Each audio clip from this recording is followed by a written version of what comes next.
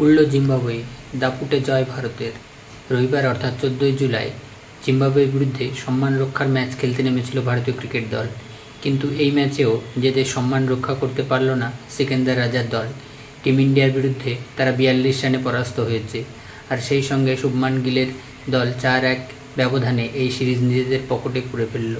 টি-20 বিশ্বকাপের পর team India যে জয়ের ধারা অব্যাহত রাখল তা নিশ্চিতভাবেই বলা যেতে পারে। প্রসঙ্গত, টি-20 বিশ্বকাপ সবেমাত্র শেষ হওয়ার পরই যখন জিম্বাবুয়ে সফরে এসেছিল টিম ইন্ডিয়া, সেই সময় এখনকার পরিবেশের সঙ্গে তারা খুব একটা বেশি মানিয়ে নিতে পারেনি। কারণ প্রথমত তো বারবাডোজে প্রবল ঝড় বৃষ্টির কারণে যশস্বী রিঙ্কুরা সঠিক সময়ে দেশে ফিরতে পারেননি। সে কারণে প্রথম দুটো ম্যাচ খেলার সুযোগ পায়নি।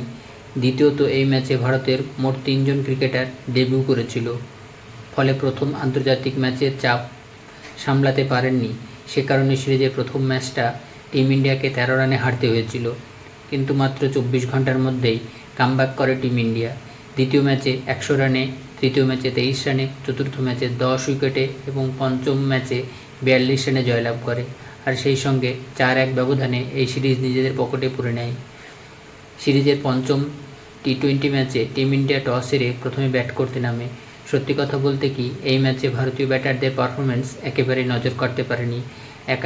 একাকুম্ভ লড়াই করেন সঞ্জু স্যামসন। কার্যত তার হাফ সেঞ্চুরির ওপর ভর করে টিম ইন্ডিয়া 150 রানের চৌকাঠ স্পর্শ করতে পেরেছিল। শেষ পর্যন্ত 20 ওভারে টিম ইন্ডিয়া 6 উইকেট হারিয়ে 167 রান করে। এমন একটা লো স্কোরিং ইনিংসের পর অনেকে আশঙ্কা করেছিল যে সিরিজের শেষ ম্যাচটা হয়তো টিম ইন্ডিয়ার হাতের বাইরে চলে যাবে। কিন্তু বল হাতে অন্য গল্পের প্লট খুঁজছিলেন বাংলার পেসার মুকেশ কুমার। তিনি একাই টিম ইন্ডিয়ার তরফে 4 উইকেট শিকার করেন।